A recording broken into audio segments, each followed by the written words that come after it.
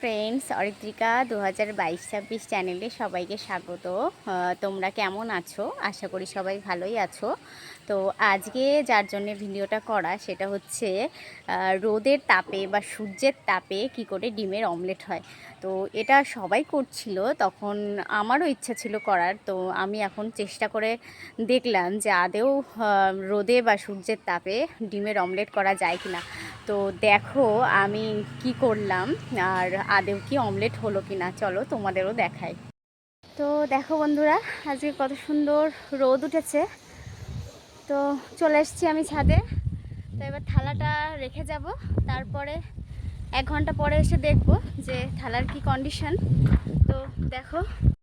তো দেখো এই থালাটাকে আমি এখন রেখে গেলাম, 1 ঘন্টা পরে আবার আসবো। তো এই দেখো আমি একেবারে ডিমটাকে রেডি করে নিয়ে চলে এসেছি। ডিমটাকে আমি থালাটার মধ্যে একটু পাতলা করে ঢেলে দেবো।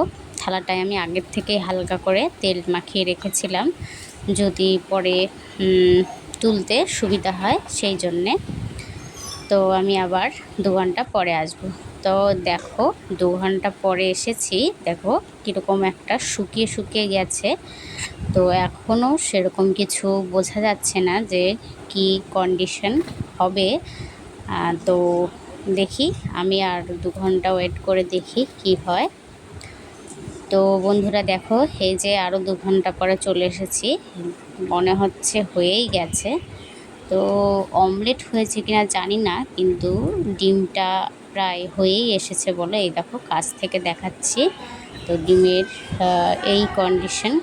তো ডিমটা খাওয়া যাবে কিনা জানি না, তবে এরকমটা দেখতে হয়েছে।